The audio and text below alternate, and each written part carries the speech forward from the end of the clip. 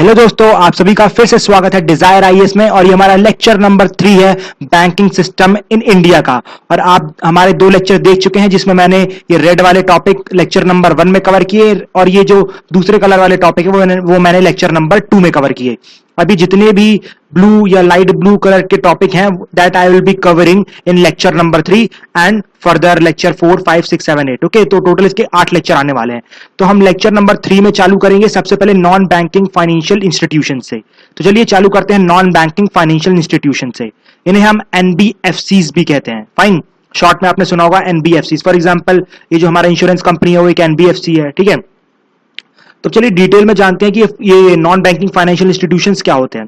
देखिए, non banking financial institution वैसे institutions होते हैं, वैसी कंपनीज होती हैं जो कि फाइनेंशियल एक्टिविटीज में इन्वॉल्व रहती है। सेम लाइक बैंक्स, जैसे कि बैंक्स लोन देते हैं, सेम फाइनेंशियल एक्टिविटीज के जो कंपनीज होती है वो भी लोन देती है। फॉर एग्जांपल आपने देखा होगा एलआईसी में अगर आप चाहें तो लोन भी ले सकते हैं। ठीक है, because I have taken, so I know you must have also taken, so you may be knowing that from financial institutions you can take loan, but they are not a full bank। ठीक है, लेकिन वो ना complete bank नहीं होते। For example कि आप complete bank जैसे उन्हें बिहेव नहीं कर सकते। फॉर एग्जांपल कि जो एलआईसी में आप पैसा जमा करते हैं that is actually term deposit. मतलब कि आप ऐसा नहीं कि आज आपने जमा किया और कल निकाल लिया, वो कंप्लीटली मतलब 5 ईयर के लिए, 7 ईयर के लिए, 10 साल के लिए ऐसा कुछ होता है। ठीक है, तो मतलब एक तरीके से आधा बैंक का काम करते हैं और आधा किसी और कंपनी का काम करते हैं। मतलब कुछ अलग अलग काम करते हैं। मतलब कि they are involved in financial activities but with some discourses, इसलिए हम इन्हें शैडो बैंक्स भी बोलते हैं। मतलब थोड़ा बहुत काम शैडो बैंक्स का। इसलिए ऐसी कंपनीज जो फाइनेंशियल एक्टिविटीज में इन्वॉल्व रहती हैं लेकिन पूरी पूरी तरीके से बैंक्स भी ना हो, उन्हें हम बोलते हैं नॉन बैंकिंग फाइनेंशियल इंस्टीट्यूशन, मतलब एनबीएफसीज। ठीक है, अब मैं आपको एग्जांपल दे चुका हूं, for example insurance company, mutual funds and all these things. लेकिन देखिए, जो जितनी भी एनबीएफसीज रहती हैं ये जरूरी नहीं कि सारी की सारी एनबीएफसी आरबीआई के द्वारा ही रेगुलेट किए जाएं। ठीक है, फॉर एग्जांपल जो इंश्योरेंस कंपनी है, insurance company is regulated by IRDAI. ठीक है, अलग एक बॉडी है आईआरडीएआई, ये अलग बॉडी है जो कि रेगुलेट करती है इंश्योरेंस कंपनी को। वैसे ही ये जो म्यूचुअल फंड्स हैं उनको अलग जो हमारा सेबी है वो रेगुलेट करता है। ठीक है, सो लेकिन कुछ एनबीएफसीज वैसे होते हैं जो आरबीआई के द्वारा भी रेगुलेट किए जाते हैं। तो जो एनबीएफसीज आरबीआई के द्वारा रेगुलेट किए जाते हैं वो 2 टाइप के होते हैं। पहले होते हैं नॉन डिपॉजिट टेकिंग और दूसरे होते हैं डिपॉजिट टेकिंग। अभी नॉन डिपॉजिट टेकिंग तो हम नाम से समझ सकते हैं, ऐसे एनबीएफसीज जो कि डिपॉजिट नहीं ले सकते। डिपॉजिट नहीं ले सकते मतलब कि वो लोग आपसे कुछ मांग नहीं सकते, बस वो लोग लोन प्रोवाइड करेंगे। फॉर एग्जांपल कि जैसे आपने अपने घर के आसपास ये जो नॉन डिपॉजिट टेकिंग एनबीएफसी से बहुत ही कम देखने को मिलते हैं। बिकॉज यहाँ पर क्या रहता है कि खुद का पेड अप कैपिटल घुमाना पड़ता है। मतलब कि जो बड़ा कोई इन्वेस्टर है अगर उसके पास पैसा है वो तो अपना पैसा बहुत आराम से घुमा सकता है, लेकिन ये लोग डिपॉजिट नहीं लेंगे किसी का। फॉर एग्जाम्पल अगर आपको लोन देना होगा लोन दे देंगे, लेकिन आपसे लोग डिपॉजिट की मांग नहीं कर सकते। ठीक है, and these are regulated by RBI.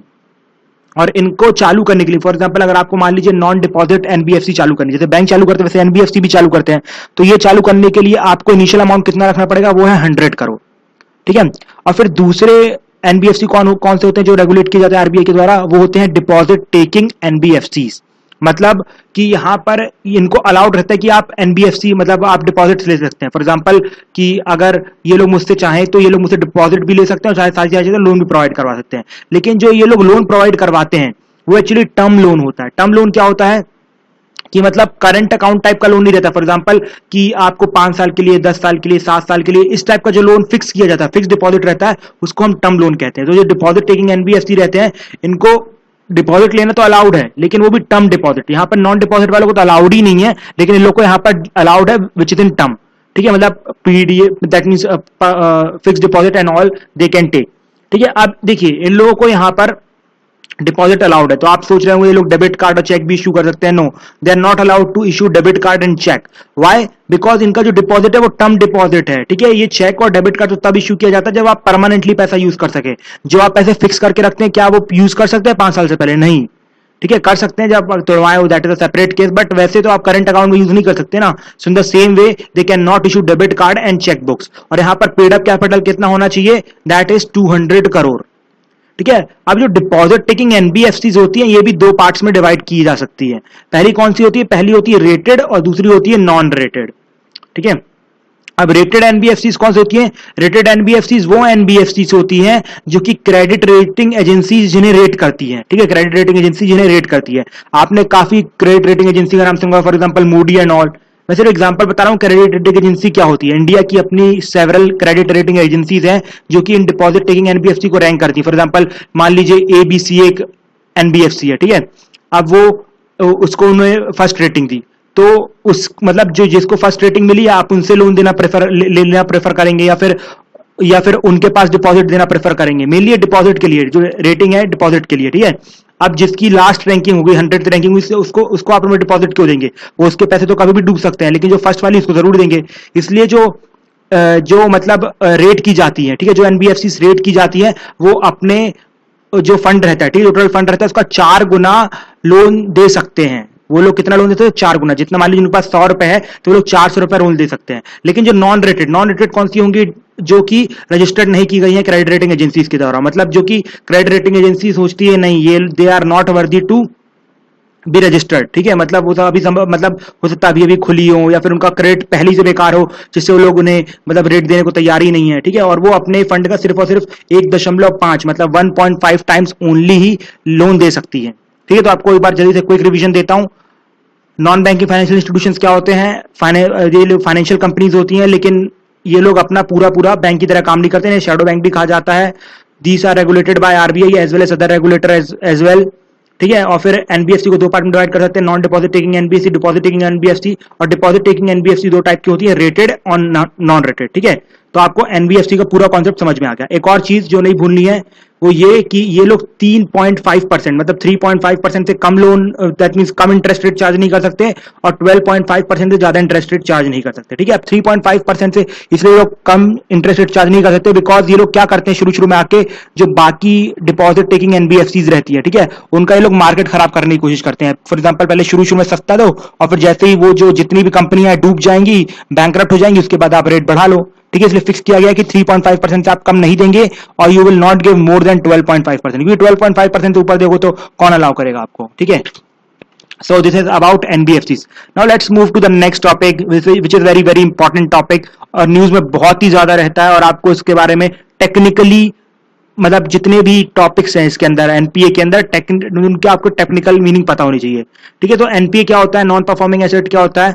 NPA का मतलब ये होता है कि फॉर एग्जांपल किसी बैंक ने मुझे लोन दिया, ठीक है, और अगर मैं उस लोन को 90 दिनों तक, मतलब यहां पर आप 3 महीने यूज मत करिएगा, वाई? बिकॉज बीच में एक महीना ऐसा भी आएगा जिसमें 31 डेज होंगे, ठीक है। इसलिए that's why I am telling कि आप गलती से 3 मंथ लिख के नहीं आ जाएगा। यहां पर ये आरबीआई की डेफिनेशन है एनपीए की, जिसमें आरबीआई ने डिफाइन किया है कि फॉर एग्जांपल बैंक ने मुझे लोन दिया, अगर मैं 90 दिन तक उस लोन का ना ही प्रिंसिपल अमाउंट दे पाता हूं ना ही इंटरेस्ट दे पाता हूं, तो that amount will be counted as NPA, non performing asset. मतलब अब बैंक का वो जो लोन है वो नॉन परफॉर्मिंग एसेट हो गया। मतलब अगर मैंने 90 दिन तक ना ही उनका कुछ लोन का 1 रुपया भी वापस किया ना ही इंटरेस्ट का 1 रुपया भी वापस किया, तो उसे एनपीए कहा जाएगा, ठीक है। अब एनपीए 3 प्रकार के होते हैं। पहला होता है सब स्टैंडर्ड एसेट, दूसरा होता है डाउट एसेट और तीसरा होता है लॉस्ट एसेट। देखिए, अगर मान लीजिए मैंने 90 दिन तक लोन नहीं दिया, that will be called as NPA. और अगर वो 90 दिन से ऊपर हो गया लेकिन 12 महीने से कम है, तो मैं उसे बोलूंगा सब स्टैंडर्ड एनपीए या फिर सब स्टैंडर्ड एसेट, ठीक है। और अगर मान लीजिए वो जो लोन है वो मैंने 12 महीने मतलब 12 महीने पूरे हो गए लेकिन अभी 3 साल पूरे नहीं हुए, तो उसे मैं बोलूंगा डाउट एसेट। अब डाउट एसेट इसलिए बोल रहे हैं कि 12 महीने से ऊपर हो गया, 1 साल से ऊपर हो गया, तो मतलब अब लग रहा है, मतलब अब डाउट है कि एसेट आएगा कि नहीं आएगा, that's why it is known as doubtful asset, ठीक है। और फिर फाइनली तीसरा लॉस्ट एसेट, मतलब अब 3 साल तक मैंने ना ही उसका प्रिंसिपल दिया ना ही इंटरेस्ट रेट दिया है, तो उसे मैं बोलूंगा कि that is a lost asset, मतलब कि अब वो मेरे हाथ से चला गया, मतलब फिक्स हो गया कि नहीं आना है, ठीक है। मतलब that will be consider as a lost asset, ठीक है। तो आप समझ गए कि एनपीए क्या होता है और एनपीए के 3 टाइप्स कौन कौन से होते हैं। अगर 90 दिन में मैंने प्रिंसिपल और इंटरेस्ट रेट नहीं दिया तो उसे मैं एनपीए बोलूंगा, ठीक है। अगर 90 दिन से ऊपर हो गया तो उसे सब स्टैंडर्ड एसेट बोलूंगा, लेकिन वो 12 महीने से कम होना चाहिए। अगर 12 महीने से ऊपर हो गया लेकिन 3 साल से कम हो जाए तो डाउटफुल एसेट बोलूंगा, और अगर 3 साल या 3 साल से ऊपर हो गया तो उसे लॉस्ट एसेट बोलूंगा, ठीक है। देखिए, अब जब एनपीए बन रहा है तो मतलब अब बैंक्स को तो लोगों का पैसा श्योर करना है ना। मतलब देखिए, जो मैंने डिपॉजिट दिया था वही तो बैंक ने लोन दिया था, ठीक है। अब जब वही लोन दिया था तो मैं तो कभी अपना पैसा मांगने आऊंगा तो बैंक के पास पैसा कहां से आएगा, मतलब उस टाइम पे बैंक मुझे पैसे कैसे देगा। तो इसका एक अलग से प्रोसीजर होती है अगर एनपीए बन रहा है। अगर एनपीए बनता है तो बैंक को प्रोसीजर फॉलो करनी पड़ती है, ठीक है। और जो प्रोसीजर में क्या रहता है कि बैंक को अपने प्रॉफिट का कुछ पार्ट मतलब अलग से सेपरेट रखना पड़ता है, उसे हम प्रोविजन बोलते हैं। ये मैं आपको एक एग्जांपल के थ्रू से बताता हूं या फिर कंप्लीट जो प्रोसीजर है वही बताता हूं, ठीक है। मान लीजिए कि अब जो एनपीए है वो सब स्टैंडर्ड एसेट बन गया। मान लीजिए जो बैंक ने मुझे लोन दिया था मैंने उसे 90 डेज के ऊपर मतलब 90 डेज हो गए तो वो एनपी बन गया और 91st डे से वो सब स्टैंडर्ड एसेट बन जाएगा because it is more than 90 days, ठीक है। तो अगर मान लीजिए मेरा जो लोन है जो मैंने लोन दिया था वो सिक्योर्ड लोन है। सिक्योर्ड लोन का मतलब यह है कि मैंने कुछ गिरवी रखा था कोलेटरल, तो उसमें क्या रहेगा कि बैंक को अपने प्रॉफिट में से 15%, मान लीजिए 100 रुपए का लोन था तो उसमें से बैंक को 15 रुपए अलग से रखने पड़ेंगे, ठीक है। अपने प्रॉफिट से, किसी के डिपॉजिट से नहीं रखते। फॉर एग्जांपल जो कि मतलब किसी और ने दे दिया आप किसी और का पैसा रख देंगे, ऐसा नहीं, आपको सिर्फ अपने बैंक को अपने प्रॉफिट से रखना है। अगर मान लीजिए वो नॉन सिक्योर्ड लोन है तो फिर आपको 25% रखना पड़ेगा, ठीक है। सिक्योर है तो 15% और नॉन सिक्योर्ड है तो 25%। नॉन सिक्योर मतलब आपने कोई कोलेटरल नहीं रखा, ठीक है, सब स्टैंडर्ड एसेट में। अब मान लीजिए अब जो मुझे लोन दिया था वो मैंने लोन अब उन लोग को 12 महीने तक नहीं दिया, मतलब अब वो डाउटफुल एसेट की कैटेगरी में आ गया। देखिए यहाँ पर आप देखिए 12 महीने या 12 महीने से ऊपर की डाउटफुल कैटेगरी में आ जाता है। तो अब क्या है कि अब उनको मतलब जो बैंक वालों को अपने प्रॉफिट से 40% रखना पड़ेगा, ठीक है। 40% रखना पड़ेगा, भले वो सिक्योर्ड हो या नॉन सिक्योर्ड लोन, अब 40% रखना पड़ेगा। मतलब जो 100 रुपए का लोन था पहले वो 15 रुपए रख रहे थे, अब 25 रुपए बढ़ा देंगे, वो दैट विल बी 40 रुपए, ठीक है। समझ रहे हैं ना, मतलब ऐसा नहीं अब ऊपर से 40 रखेंगे। 15 will be added with 25 that will be 40। अब इसके बाद नेक्स्ट ये हमारे पास रहेगा ये दैट मींस लॉस्ट एसेट। अब लॉस्ट एसेट मान लीजिए अगर जो मुझे 100 रुपए का लोन मिला था वो मैंने उन लोग को 3 साल तक नहीं दिया, तब वो लॉस्ट एसेट आ गया। यहां पर दोबारा देखिए आप, लॉस्ट एसेट आ गया। तो अब उस कंडीशन में क्या करना है कि उन लोग को पूरा का पूरा 100 रुपए ही अपने मतलब प्रॉफिट से निकाल के रखना है। तो आप यहां पर देख रहे होंगे जो प्रोविजन और जो पैसा मेंटेन करो उसे प्रोविजन कहा जाता है, ठीक है, प्रोविजन कहा जाता है। तो आप देख रहे हैं जब एनपीए बनता है तो हमारा कोई लॉस नहीं होता है, ठीक है, बैंक अपने प्रॉफिट से पैसे निकाल के रख रहा है। तो आर मनी सिक्योर, ठीक है। तो आप समझ गए एनपीए क्या होता है, कितने टाइप्स के एनपीए होते हैं, फिर प्रोविजन क्या होता है, मतलब प्रोविजन मतलब दैट प्रॉफिट, ठीक है। और उसके बाद क्या प्रोसीजर फॉलो की जाती है जब एनपीए बढ़ता जाता है। So it is a very important topic for prelims. इसके बाद हम नेक्स्ट टॉपिक पे आते हैं that is also important for prelims, that is CIBIL, ठीक है। सिबिल के बारे में आपने सुना होगा, सिबिल रेटिंग, काफी लोगों के जीमेल में मैसेज आते रहते होंगे, increase your CIBIL rating like that, ठीक है।